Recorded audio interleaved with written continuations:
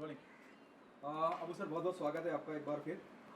सबसे पहले जानना चाहूँगा, क्योंकि मैं पहले ही आपसे मिल चुका हूँ, कोरोना का वक्त आप बता चुके हैं कैसे गुजरा।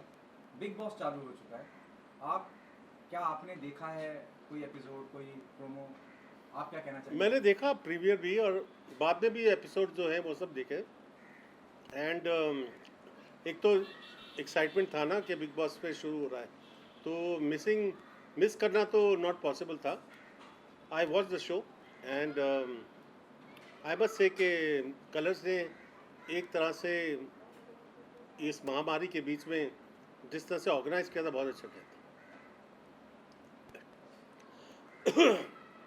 तो आई फील दैट दो public the audience was missing, और ऑडियंस का वो जो कैमरा मूवमेंट्स थे वो सब मिसिंग थे। वो गैग्स टेलीविजन में होते हैं, तो मगर उसके बावजूद they held on to the interest of the people.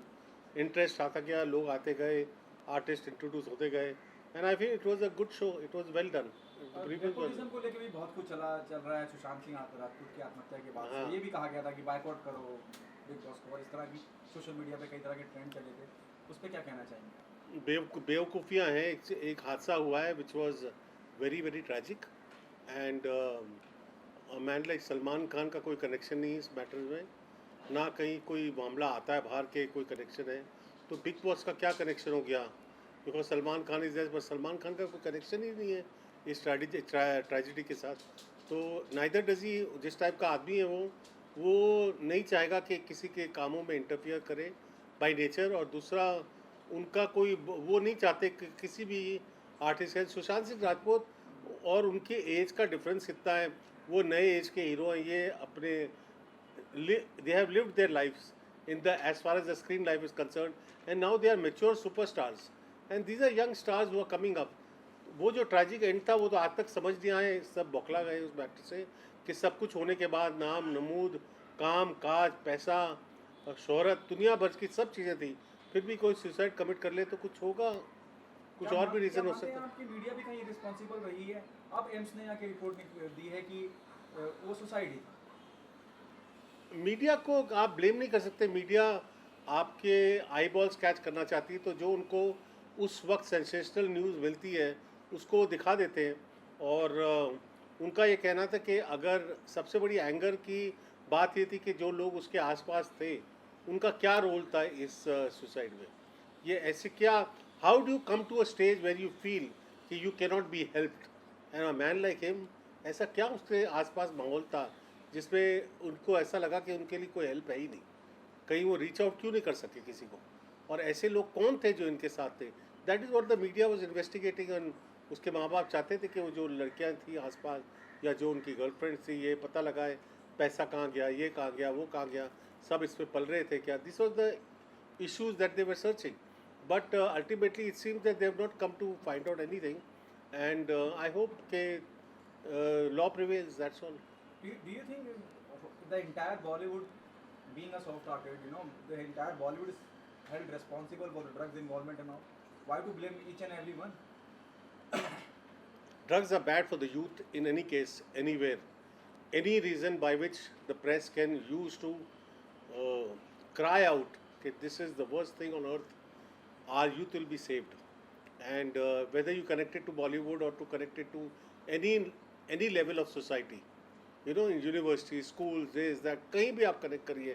It's not Bollywood also. If there is something like drugs anywhere, it should be totally banned and removed from the surface of this particular our country. We don't want this. ये बहुत बुरी चीज़ है और नहीं होनी चाहिए। और अच्छा है कि किसी बात के रीज़न पे ये फोर फ्रंट पे आई है बात, और ड्रग एनफोर्समेंट एजेंसीज अब काम कर रही हैं, और उससे बहुत बड़ा धक्का पड़ा है लोगों को, और बच्चे बच जाएंगे इस चक्कर में। And that is good news, whether it's coming from Bollywood और फ्रॉम कमिंग फ्रॉम एनीवेयर।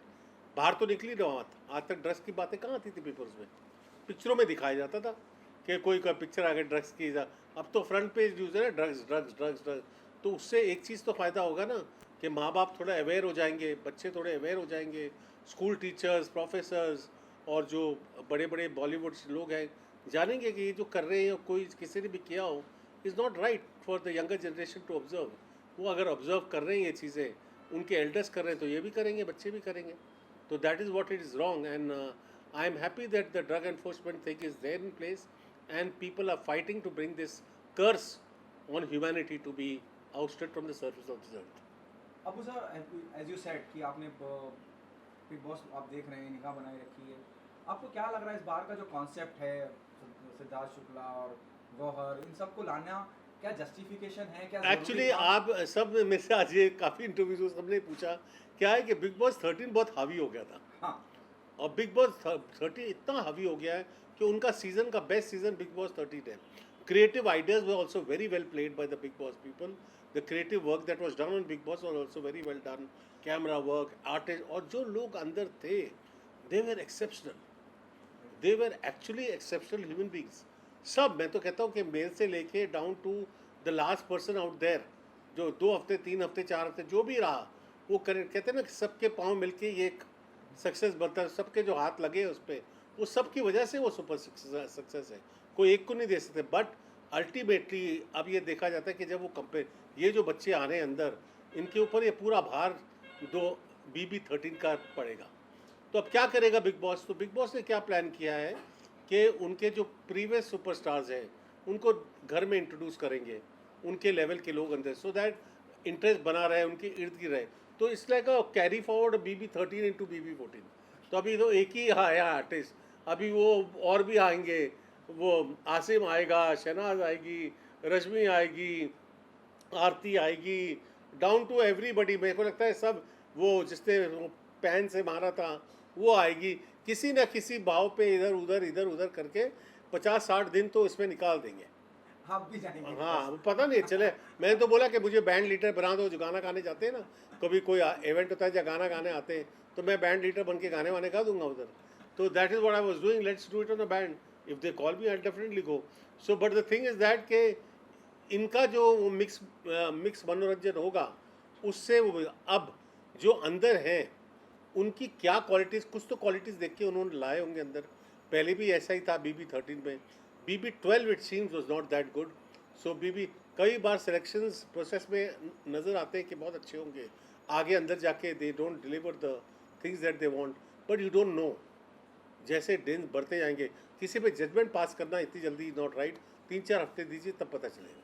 किसको फिर भी आपको क्या लग रहा है, यू नो, किस पोटेंशियल लग रहा है इस न्यू कमर में, या I think there are some good. वो Rahul Vaidya is good, Jaan is good, that girl Nikita is good, that's Malik, नहीं मलिक है क्या, नहीं दियोल इज गुड. मतलब ये सब बच्चे हैं अच्छे.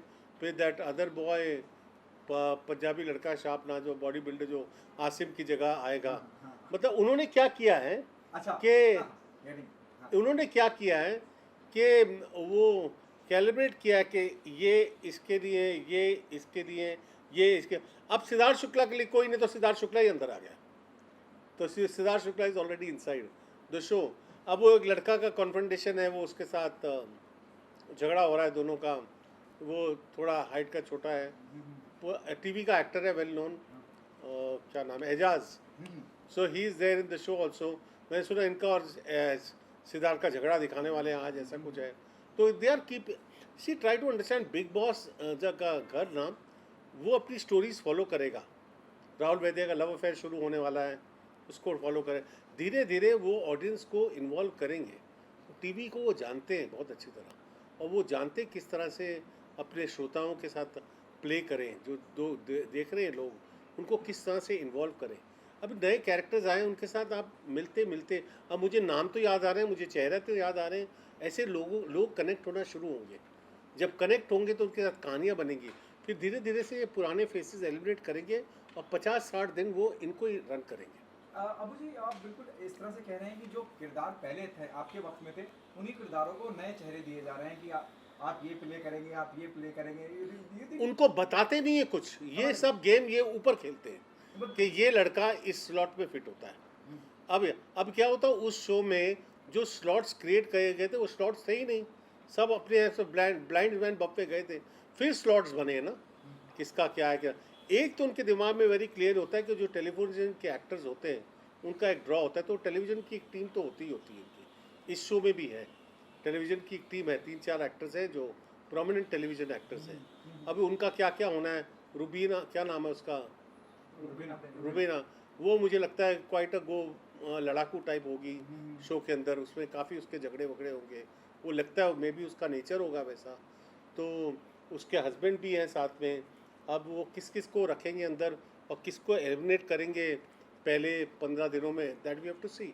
But I tell you one thing कि आपको लगेगा ये, but I think these young people will catch a grip because Bigg Boss knows how to play the game. Bigg Boss himself knows how to play the game.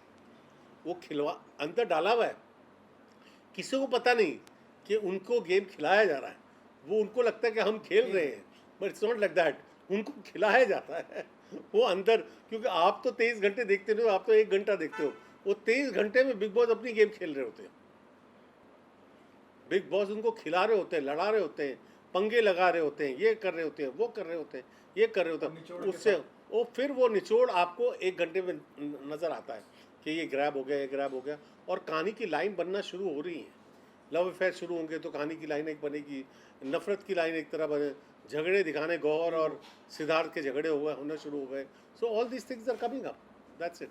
आप मानते हैं कि सलमान के अलावा कोई नहीं है जो अभी भी बहुत अच्छा रेस्पॉन्स मिल रहा है बिग बॉस को, मतलब उतना नहीं जितना मिला था लास्ट टाइम कोविड की वजह कह लीजिए या कुछ और वजह कह लीजिए, Salman is the best host for big boss? और ये फैंटास्टिक होस्ट है, फैंटास्टिक होस्ट। मुझे ऐसा कभी लगता था कि ऐसे ही आके चला जाता, वो ध्यान नहीं, he is involve in the show. वो अगर अपना कहते हैं ना, उनकी हायर चार्जेस होती है, उनकी पे ये है, उनको ऐसा मिल रहा है, between you and me he deserves it because he works on it. अगर आप देखा जाए तो घंटों घंटों the shooting goes on, hours and hours, मतलब 2 days they are shooting day and night to get that feel of the whole show. तो Salman performance in the whole thing is very very good, very unbelievable. आप देखो ना किस sincerity से उन्होंने अपने dialogues बोले हैं, किस सिंसियरिटी से अपनी बातें रखी हैं, सोबरिटी रखी है शो के बारे में बिकॉज ऑफ द महामारी, how to keep it sober plus keep it entertaining. All this is Salman Khan. He brings dignity to a show which could be otherwise treated as flamboyant only. आखिरी सवाल आपसे, राधे माँ को वहाँ पहुँचाना और राधे माँ के द्वारा आशीर्वाद ये देना, ये भी एक स्ट्रेटेजी रही? How cool it was? India is a very, very religious country. Our country is not just a normal country like any other country in the world. It's a very, very religious country. और हमारे यहाँ तो 33 million God's हैं और goddesses हैं, तो मतलब लोग इन चीज़ को मानते हैं, गॉड्स एंड गॉडेसेस को। और राधे माँ का लाना एक एक तबके के लोगों के लिए जो रिलीजियस हैं, उनको लगता है कि ये big boss actually cares for the sentiments of the religious people also. So I don't think it is wrong in any manner.